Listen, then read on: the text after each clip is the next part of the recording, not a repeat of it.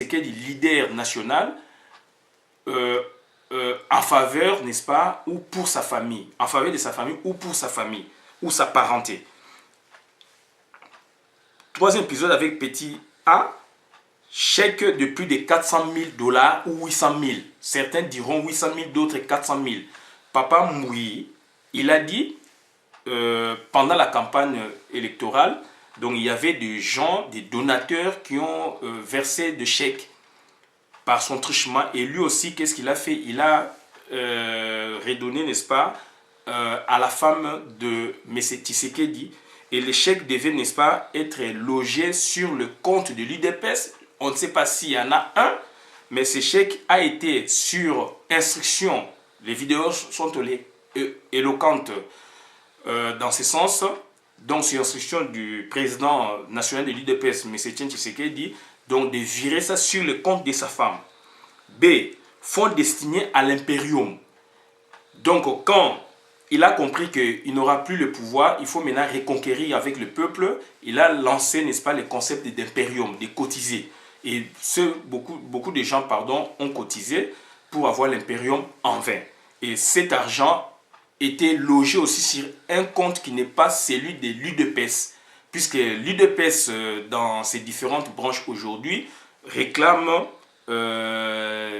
voilà, donc réclame de sommes et puis tiennent, n'est-ce pas, à avoir la vérité sur le virement de fonds depuis la campagne électorale jusque même après campagne électorale. Il y a eu des fonds conséquents qui ont été, n'est-ce pas, versés pour la bonne marche, n'est-ce pas, du parti et pour, n'est-ce pas, organiser ou, n'est-ce pas, venir en aide des gens de bonne foi, des donateurs. Ils ont contribué pour venir, n'est-ce pas, en aide au parti pour que M. Tshisekedi gagne sérieusement les élections. Et puis avec même l'impérium initié bien après qu'il ait, n'est-ce pas, échoué, et il n'y a pas de traces au niveau du parti. C'est institution bafouée par la parenté.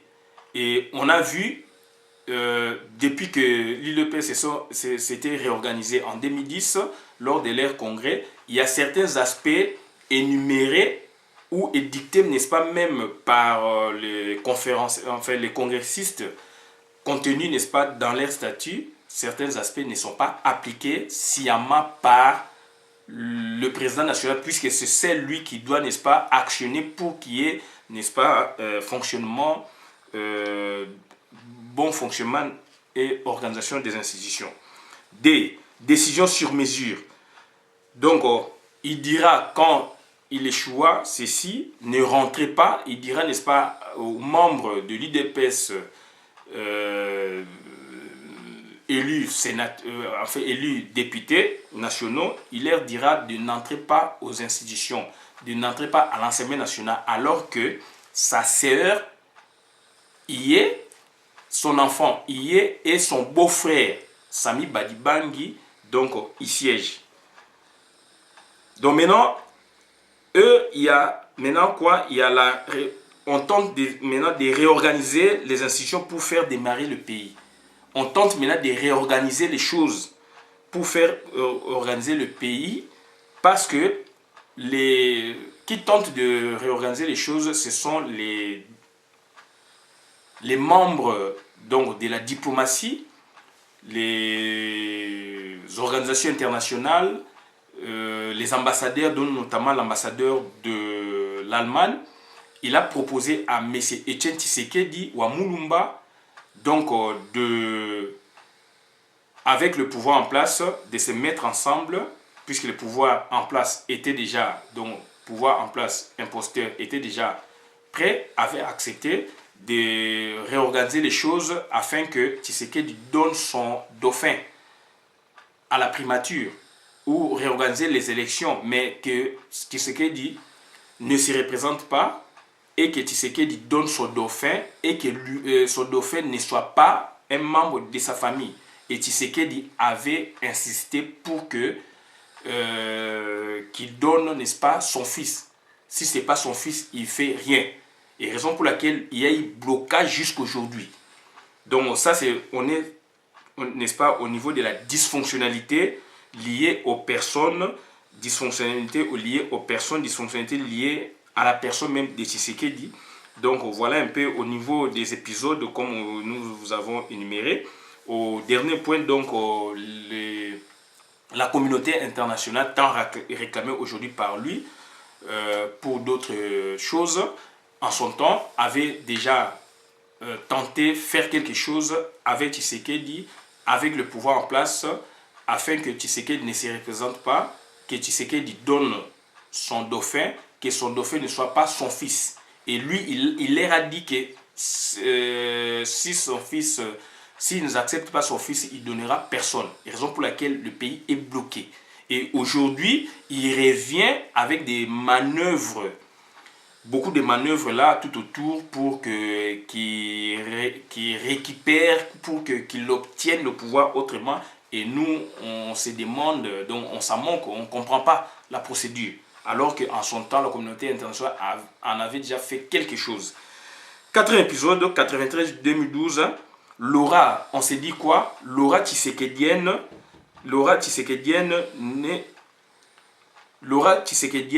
n'est qu'un gâchis pour la nation. Donc c'est le Lupemba de Tshisekedi devient un gâchis pour la nation. Puisqu'on a vu ailleurs de grands idéologues, des grands politiciens, des grands hommes d'État, grâce à leur aura, à leur Lupemba politique, ils ont canalisé les choses pour, n'est-ce pas, faire marcher le pays, pour faire avancer les choses dans leur pays. On peut vous citer nombre cas de Mao Tse-tung, on peut vous citer nombre cas de Robert Mugabe, on peut vous citer nombre cas au Kenya avec Raoul Odinga, on peut vous citer beaucoup de cas. On a vu de grands leaders africains, même début 60, réorganiser les choses, mettre, n'est-ce pas, leur énergie, leur aura au profit de la nation afin que la nation avance. Mais Tshisekedi, son aura, c'est un gâchis pour la nation congolaise. Donc, dysfonctionnalité liée au statut, on vous a dit. Donc là, on se réfère maintenant à Papa Moupuila et au docteur Moupuila. Donc, Papa Moupuila, docteur Moupuila, donc, et à Papa Moutoutou. Donc, ils nous ont produit deux statuts différents de IDPES, créés ou faits sciemment par Tshisekedi lui-même. Donc, des dysfonctionnalités liées au successible de Tshilombo, secrétaire général aux relations extérieures, qui échapeaute tout, c'est lui qui négocie tout. Donc, en lieu et place des vrais destinataires du pouvoir. Maintenant, nous passons aux représentations de figures géométriques.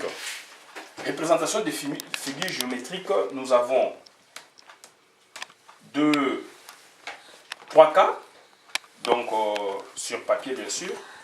On n'a pas pu, n'est-ce pas, réunir les moyens pour le faire informatiquement. Nous le faisons pour besoin de la cause, afin que vous ayez, n'est-ce pas, de la matière, afin que nous saisissions l'occasion propice qui nous est offerte par rapport à l'actualité, par rapport à notre préoccupation politique en tant qu'activiste politique combattant. Donc, nous avons UDPS des fondateurs 90-93. Donc, dans ce bloc, ou dans cet ensemble, nous avons l'UDPS du directoire. Nous, à notre époque, nos cartes étaient signées par quatre fondateurs. Il y avait Kibasa, Liaou, Tshisekedi et Mwakiem, avec le secrétaire général Birindwa. Donc, ça, c'était les comités, donc les directoires, donc avec un secrétaire général qui était vraiment la courroie de transmission entre l'UDPS et la population. Quand on venait, c'est lui qui nous donnait des nouvelles de l'UDPS, c'est lui qui nous parlait du projet de société de l'UDPS. Mais on a vécu la différence bien après. Bien après, puisqu'ils se sont scindés en plusieurs morceaux, donc il n'y avait plus rien. Donc là maintenant, donc nous disons quoi? Il y a eu 4 sur 4, donc 4 écarts de pourcentage de la population du pays qui suivaient ce parti, ce grand parti UDPS du directoire. Et maintenant, nous avons ici, nous l'avons déjà insinué bien avant, dans nos précédents développements, le professeur Liaou est parti, donc c'était en 93, juste après, après que l'UDPS ait gagné et conquis, n'est-ce pas, la primature. Première scission de l'UDPS, 93. Là maintenant, le bloc là est divisé en deux. Le bloc est divisé en deux. Donc vous voyez, il y a UDPS El Kibasa et UDPS El Tshisekedi. Donc le 4 quarts de pourcentage du peuple est divisé en deux. Donc 2 quarts de part et d'autre.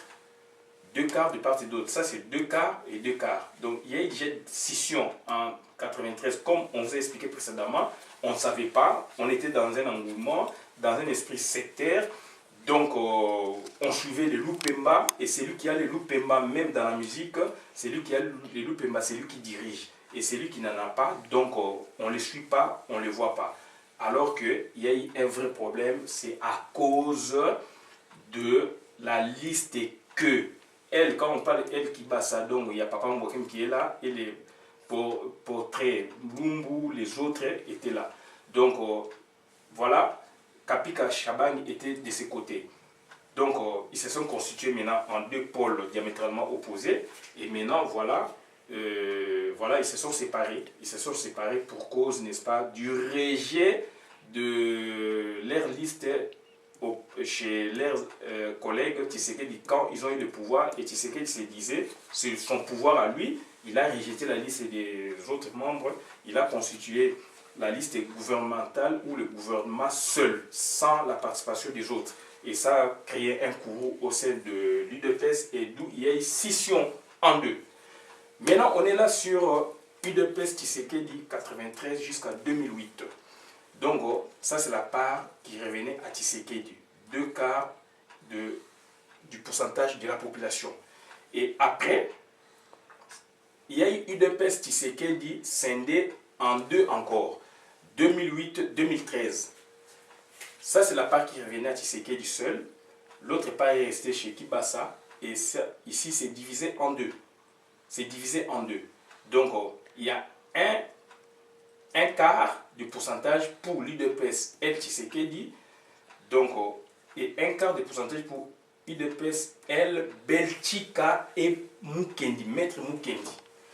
Donc, le 2 quarts divisé par D, donc nous revenons à un quart de chacun. Donc, problème crucial, c'est quoi maintenant ici? C'est là où ça a bloqué le pays. Le problème crucial, c'est quoi? Ça, c'est le problème ethnique, le problème parental. Et c'est trop dangereux pour des gens qui aspirent à changer les choses, pour des gens qui aspirent, n'est-ce pas, à gouverner. Il y a eu des problèmes ethniques cruciaux dont nous parlons de Bakwa Kalonji et Bakwa Tumbela. Donc, les UDPS, El Belchika et Papa Mukendi, donc Maître Mukendi, que je respecte en passant, donc, ce sont des Bakwa Kalonji. Selon la légende, eux seraient, n'est-ce pas, des autochtones. Alors que les Bakwa Kalonji dont Tshisekedi a fait partie seraient des allogènes, des gens qui sont venus bien après par rapport, n'est-ce pas, au mouvement migratoire de la population avant 1885, avant l'arrivée de l'homme blanc. Donc, dans nos sociétés traditionnelles, donc, il y a cette structure, il y a cette histoire. Même chez nous, chez les Mongo, il y en a. Notre village à nous, là où nous sommes aujourd'hui, nous sommes des allogènes, puisque nous venons de 12 km de là où nous sommes aujourd'hui. Donc nous venons vraiment du parc Salonga à la rivière, Salonga, rivière Luilé. Donc là où nous sommes des allogènes, il y a des autochtones. J'ai vu cette vérité sur terrain. Donc les autochtones occupent, quand vous rentrez dans le village, chez nous, chez les Mongo, j'ai vu ça, occupent la première parcelle ou les premières maisons du village. Donc, et quand vous venez, donc, j'ai vu en tant qu'observateur, on a des instructions, on nous a donné un petit espace au-delà duquel le chef pas le chef du village, mais le chef des terres, puisque c'est lui qui est dans la première parcelle. Donc, il surveille dans le village. Si vous voulez faire le champ, vous voulez faire ceci, il y a des limites. Et moi, j'ai vu, il est venu un jour contrôler. J'ai dit, mais lui, il est jeune, qu'est-ce qu'il vient faire? Il donne des instructions. Il dit, non, nous venons de là-bas. On va vous amener là où nos aïeux étaient installés. Donc, quand on a regroupé maintenant, le village, c'est quoi? C'est l'ensemble des clans.